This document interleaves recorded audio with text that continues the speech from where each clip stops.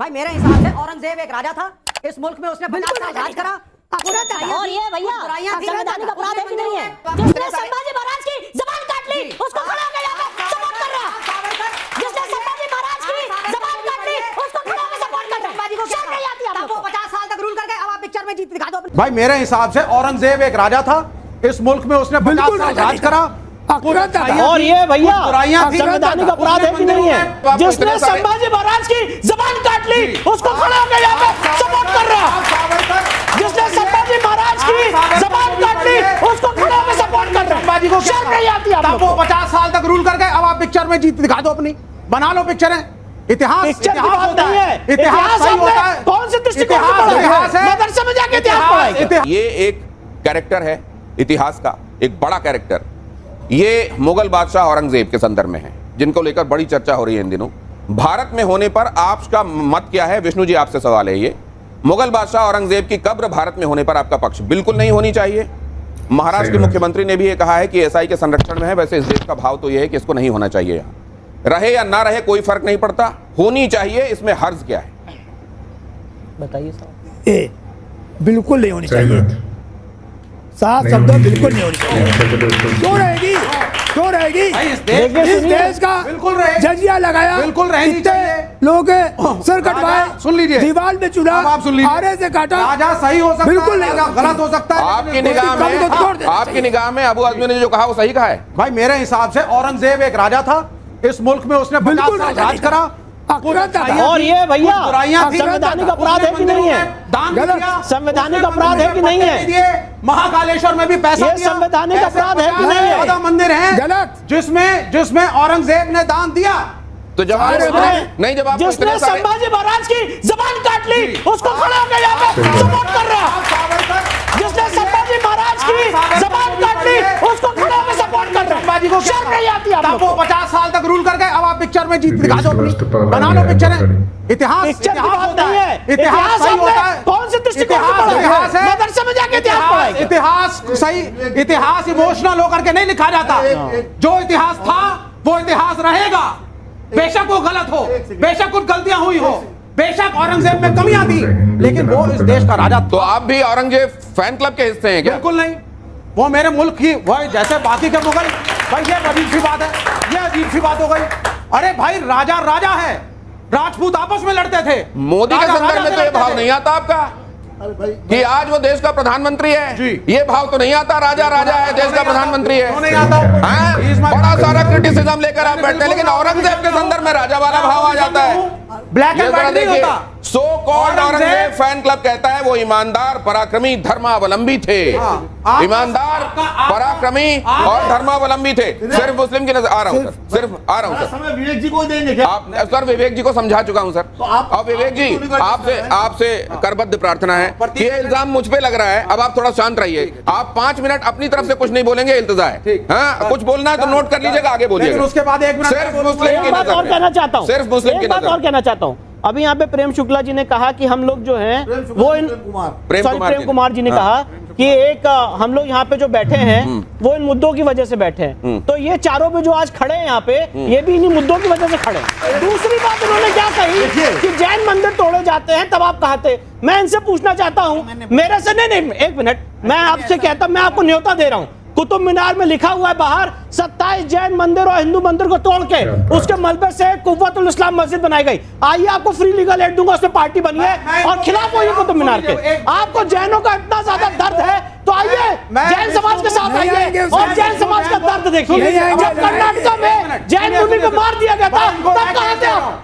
आज जब लखनऊ में जब वहां पे हमारे महावीर स्वामी की मूर्ति तोड़ दी गई थी तब कहां थे? अरे हम बताते हैं। मैं इनको केस दे रहा हूं, पब्लिक यहाँ बैठी है, फ्री लीगल एड देंगे, फीस नहीं दूंगा, ठीक है? 84,000 बौद्ध स्तूप, आप कौन होते केस देने वाले? मैं आपको केस दे रहा हूं। मूत्र शुंग ने तोड़े थे, आप केस लड़िए, मैं आपका पेटिशनर हूं। अब जरा आपके सवाल भी लेता हूं, बहुत जल्दी पूछिए। नमस्कार सर, मेरा सवाल विष्णु शंकर जैन और हरिशंकर जैन जी दोनों से है।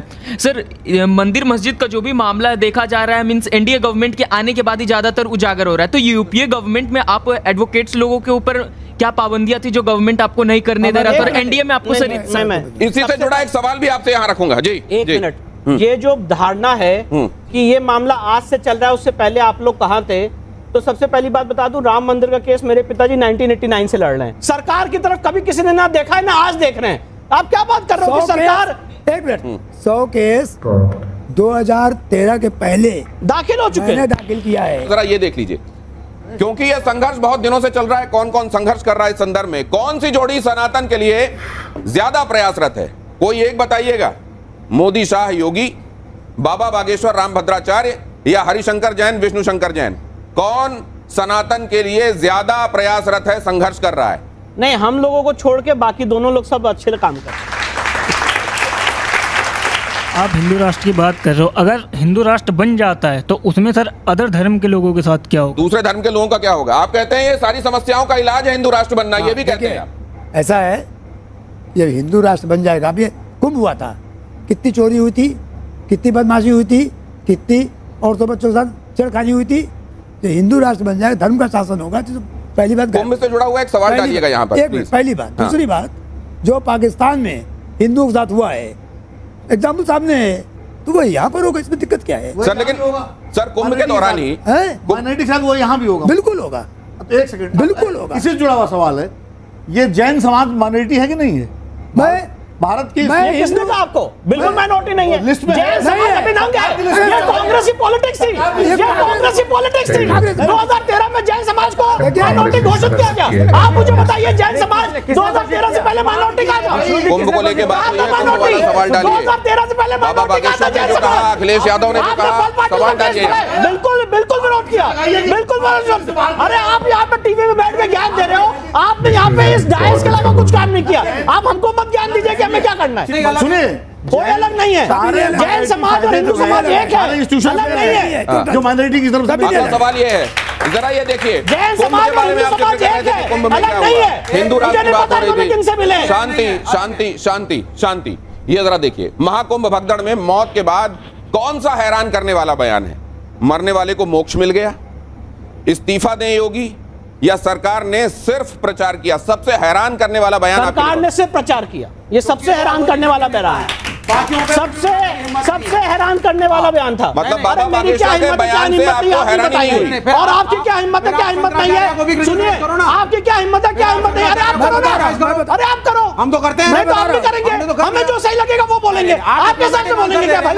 अरे आपके हिसाब से बोलेंगे क्या भाई? आपके हिसाब से नहीं आपने बोलेंगे। ऐसा कर दिया शुरू से कि अब आप इधर कुछ पूछेंगे, वो उनका वॉल्यूम ऊपर जाएगा। मैं चाहता हूं आप थोड़ी देर शांत रहें। आपके हिसाब से नहीं बोलेंगे। और जितना आप चारों चिल्ला सकते हो उतना मिलकर अकेले मैं भी चिल्ला सकता हूं। अच्छी बात है, मैं तो और दिक्कत नहीं। विष्णु जी, आप चिल्लाओ सब। नहीं विष्णु जी, इस वाले सवाल का जो आपने जवाब दिया, एक सेकंड शांति नहीं चाहता हूं आप लोग के मन से जवाब नहीं दिया जाएगा। जो मैं बिलीव करता हूँ वही बोलूंगा। पर शंकराचार्य से जो बिलीव करता हूँ वही बोलूंगा। आपसे मैं डिबेट करने नहीं आया। नहीं आपसे डिबेट नहीं करने आया हूँ। एक मिनट, नहीं आप औरंगजेब से एग्री करते हैं? बिल्कुल नहीं। तो मैं आपसे डिबेट ही नहीं करना चाहता। नहीं मैं आपसे, जो आदमी औरंगजेब का समर्थन है उसको एक खड़े रहने की हैसियत नहीं होनी चाहिए। जिसने संभाजी महाराज की जबान काट ली, आप जैसा जिसे कहते हैं नालायक निर्लज्ज आदमी यहाँ खड़े होकर हमसे डिबेट नहीं कर सकते। हम नालायक निर्लज्ज तो मैं भी कह सकता हूँ। बिल्कुल नॉमिनल मैं भी कह रहा हूँ, तो आप कहिए, मैं भी कह रहा हूँ। उससे क्या आपकी तो हैसियत नहीं है खड़े रहने। प्लीज प्लीज मर्यादा। जो संभाजी महाराज की जिसने जबान खींच ली, उसको खड़े होके, उस औरंगजेब को खड़े होके यहाँ पे सपोर्ट करता हूँ। आप पहले बताइए। विवेक जी एक सेकंड, मैंने आपसे पहले भी कहा था थोड़ी देर आप मुझसे सवाल पूछ रहे हो। शांत नहीं रह रहे हैं। मैं क्या शांत रहना, बकवास करो। क्या आपने पहले कहा मैं 5 मिनट रहूंगा, बकवास फिर आप बकवास जैसी चीजें लाएंगे, फिर तो रोक पाऊंगा मैं। अरे यार नालायक क्या होता है? मैंने उनको बोला, आपने भी बोल दिया, आपने भी बोल दिया। आप ऐसे आगे बढ़ाना चाहते हैं, आप ऐसे आगे बढ़ाना चाहते हैं, आप सपोर्ट करते हो। प्लीज प्लीज प्लीज किसी को सपोर्ट नहीं किया। महाराज की जबान खींच ली, अगले सवाल सर प्लीज तुम थोड़ा डिसाइड करो कौन क्या बोलेगा। आपने जिसने सपोर्ट किया नहीं, फ्री कंट्री। ये एकदम गलत है। नहीं सर, अब ये जरा हम देखना चाहते हैं कि तर्क की बातों पर अगर अदालत में चीजें रखी जाती हैं, तर्कों के आधार पर तर्कों के महारथियों को कौन प्रभावित करता है, जरा ये भी देखें। लेकिन उससे पहले इस तस्वीर को देखकर आपके मन में क्या आता है विष्णु जी? एक फेल्ड बैरिस्टर। इनमें से कौन ज्यादा तार्किक बातें करता है? असदुद्दीन ओवैसी, अरशद मदनी या बदरुद्दीन अजमल? सर आप तीनों में कोई नहीं, कोई नहीं, कोई नहीं, कोई नहीं, तीनों का बस कोई नहीं, नो कोई नहीं। तस्वीर को देखकर आपके मन में क्या आता है विष्णु जी? श्री हनुमान जी महाराज के भक्त। रमजान के दौरान कश्मीर में फैशन शो विवाद पर आपकी राय? नहीं होना चाहिए, होना चाहिए, इसमें हर्ज क्या है? भी होना चाहिए, हर्ज क्या है? ऐसा क्यों लग रहा है आपको? क्यों नहीं हो? क्यों नहीं शो होगा? उनका रमजान चले तो फैशन शो नहीं होगा। ये कौन सी बात है? ये कौन सी बात है? ये कौन सी बात है? तो आप ये कह रहे हैं कि अगर नहीं होना तो कभी ना हो, लेकिन अगर होना है तो उसमें किसी महीने का जिक्र करके क्यों रोका जा रहा है? आप ये कह रहे हैं? यस, आप रमजान का मतलब तो ये किस तो फिर योगी को सुन लीजिए, योगी क्या कह रहे हैं जरा सुन लीजिए, जरा योगी प्ले कीजिए। वीडियो कॉन्फ्रेंसिंग होने लग गई, मैंने पूछा भी क्या तैयारी है? कहा साहब हम लोग प्रयास करेंगे कि 11 बजे तक होली संपन्न कर दी जाए। हमने कहा साल में एक बार होली पड़ेगी और 11 बजे संपन्न हो जाएगी। साल में 52 बार जुमा पड़ता है तो 2 घंटे का कार्यकाल उसी का आगे बढ़ जाएगा। तो धार्मिक भावनाओं का ख्याल रखने वाली बात है, वो रमजान वाली बात हो रही थी, यहां पर भी एक बात हो रही है। अब आप कैसे देखते हैं इसको? रमजान का ये मतलब नहीं होता कि पूरे पब्लिक को उसमें लाद दिया जाए। होली से उसे तुलना मत कीजिए। अगर फेस्टिवल हो रहा है फैशन का तो रमजान से क्या मतलब है? रमजान से क्या मतलब है? यूसुफ अंसारी जी, इस पर आपकी टिप्पणी, ये ऑब्जर्वेशन और आपकी टिप्पणी किस पर टिप्पणी? रमजान पर ये फैशन शो हर्ज क्या है? होने देना चाहिए। होली को उससे तुलना नहीं करना चाहिए। ये पूरा देश समाज के बहुत ज्यादा लोग मिलकर खेलते हैं। ठीक है, दोनों अलग मसले हैं। रमज़ान मुसलमानों के लिए एक महीने का त्यौहार है, उसमें संयम बरतने की जो रमज़ान का जो हुक्म कुरान में है वो है कि भाई रोज़े तुम पे फ़र्ज़ किए गए। जैसे तुमसे पहले कोई नया काम मुसलमान नहीं कर रहे, मुसलमानों से पहले भी रोज़े रखे थे। उनका अरबी में सियोम उसका आया है, कुतिबा अलैकुम अस्सियाम कि तुम पे फ़र्ज़ किया। उसे मिलिट्री ट्रेनिंग के कहते हैं, मतलब संयम रखने की बात कही गई है। और ये है कि भाई आप संयम रखें। इस्लाम इंसानों पर कोई ऐसी नाजायज़ चीज़ नहीं थोपता है कि साहब किसी एक मजहब की वजह से बाकी चीज़ें ना होनी चाहिए, ऐसा बिल्कुल नहीं। चलिए, इसमें कम से कम एक जगह आप लोग ये लगा कि एक साथ हैं। हाँ, बहुत जल्दी से दिनेश।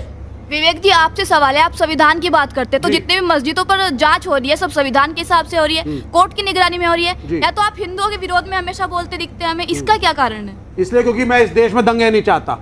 मैं चाहता हूँ भारत सुपर मतलब इस देश में अगर हिंदू ये कहेगा ये मंदिर था तो दंगों की गुंजाइश बन जाएगी ना। The focus of the nation should be on your placement, not on the structure. Ram मंदिर का फैसला दंगे कराने के लिए आया था? नहीं, राम मंदिर का फैसला विशेषाधिकार के तहत है और प्लेसेस ऑफ वर्शिप एक्ट कहता है राम मंदिर के अलावा कोई डिस्प्यूट नहीं एड्रेस होगा। मेरा सवाल विवेक जी से है कि सर आप ये बताइए, अगर आप जैसे कि अभी औरंगजेब का समर्थन करते दिखे, तो अगर वो जो अबू आजमी जी ने जो दिया था बयान, अगर वो इतने ही सही थे तो अपनी बात पे अडिग क्यों नहीं रहे? उन्होंने अपना बयान वापस क्यों लिया? जी, औरंगजेब सही भी था, गलत भी था, वो राजा था, वो डेमोक्रेटिक राजा नहीं था, लेकिन वो इस देश का इतिहास है। जो राज धर्म का पालन करे वो राजा होता है। सर, किसी डिक्टेटर को आप राजा कह देंगे? जब भारत हिंदू राष्ट्र बन जाएगा तो सेक्युलर स्टेटस का क्या रहेगा, या फिर नहीं? सेकुलर स्टेटस सबसे पहले खत्म होगा। सबसे पहला काम होगा, secularism is the bogus principal.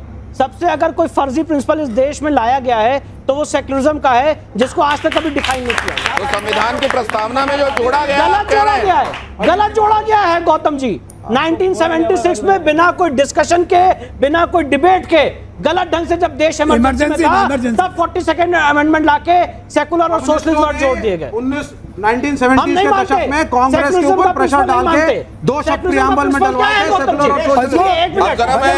अब जरा मैं यहाँ कुछ रखना चाहता हूँ आपके सामने। प्रिंसिपल को बदलेंगे। अभी विष्णु जी ने कहा था सुप्रीम कोर्ट सर्वोपरि है। सुप्रीम कोर्ट कह रहा है कि secularism is the basic structure of the constitution, इसको चेंज नहीं किया जा सकता। इस कॉन्स्टिट्यूशन का सेकुलरिज्म को मानते हैं। इस कॉन्स्टिट्यूशन का एक मिनट, इस कॉन्स्टिट्यूशन का इनको तालिबान जनता चाहेगी। शर्म आनी चाहिए। एक मिनट, शर्म आपको आनी चाहिए, शर्म आपको आनी चाहिए, जिसको कुछ पता नहीं है। शर्म तो जो लोग देखिए, अब इसीलिए जब मैं बोलूंगा ना तो फिर दिक्कत हो जाएगी। आप उधर जा रहे हैं, शर्म आनी चाहिए। ये शर्म नहीं, इनको आप फिर इस तरह की शब्दावली में फिर वो 2 कदम आगे, फिर आप 4 कदम आगे। कहा कि सेकुलरिज्म एक बोगस सिद्धांत है, आप मानते हैं? मैं कह रहा हूं सेकुलरिज्म के साथ आप हैं आप जाओ ना, या नहीं है, या विरोधाभास आपको है? बहुत कानून पता है, तो आप जाके एफआईआर कर दो। आगे चलिए, आप जरा मैं यहाँ पे आप सर आ जाइए। आपको एक बार आप जरा आ जाइए, आप जाके आप यहाँ पर खड़े हो जाइए। मैं आपके सामने कुछ प्ले करने वाला हूँ, ये बोल रहा हूँ, इसको देखिए। बोगस प्रिंसिपल है, आप एफआईआर कर दो मेरे पे। विष्णु जी, एक सेकंड आप ताली बजा तो मैं क्या करूं? विष्णु जी भैया इनके लिए ताली बजा विष्णु जी मुझसे मैं क्या करूं? विष्णु जी जब आप देश की आत्मा के खिलाफ बात कर रहे हो तो लोगों की ताली नहीं बज रही है। शर्म आपको आनी चाहिए जो यहाँ पे देश की मर्यादा के खिलाफ, आत्मा के खिलाफ बात कर रहे हैं। शर्म आपको आनी चाहिए, शर्म आपको आनी चाहिए। आप जैसे लोगों के खड़े नहीं रहना चाहिए। विष्णु जी ये जब आप जैसे लोगों के खड़े नहीं रहना विष्णु जी जब आप ये चाहिए। आप जैसे लोगों यहाँ खड़े नहीं रहना चाहिए। शर्म आपको आ रही है, शर्म आपको आनी चाहिए। आपने देश की आत्मा के खिलाफ बात करते हैं, मुझे शर्म आती है, मुझे शर्म आती है। संविधान को ताक कर दिया आपने। दोस्तों आपको वीडियो कैसी लगी? विष्णु जैन ने बिल्कुल सही कहा है और विवेक श्रीवास्तव तो एकदम दोगला हिंदू हो गया है। मतलब इतना गिरा हुआ हिंदू आज तक मैंने नहीं देखा यार। सोचने वाली बात है, हिंदू होकर हिंदू भगवान देवी देवता का विरोध कर रहा है, मुस्लिमों के साइड बोल रहा है। सोचिए ज़रा कितनी गिरी हुई सोच है उसकी कि अपने ही देवता का ऐसे उल्टी सीधे बात बोलता है और औरंगजेब जैसे क्रूर शासक का सपोर्ट कर रहा है। अपने संभाजी महाराज का जिसने जुबान काट लिया था उसका सपोर्ट कर रहा है। इतना गिरा हुआ इंसान है वो। सोचने वाली बात है, हिंदू अंदर से मर चुका है। तो दोस्तों आपको डिबेट कैसी लगी हमें कमेंट करके जरूर बताया। हमारे चैनल पर नए प्लीज सब्सक्राइब कर ले, मैं ऐसे अच्छे वीडियोस लाता रहता हूँ। वीडियो को पूरा देखने के लिए दोस्तों आप सभी का दिल से धन्यवाद।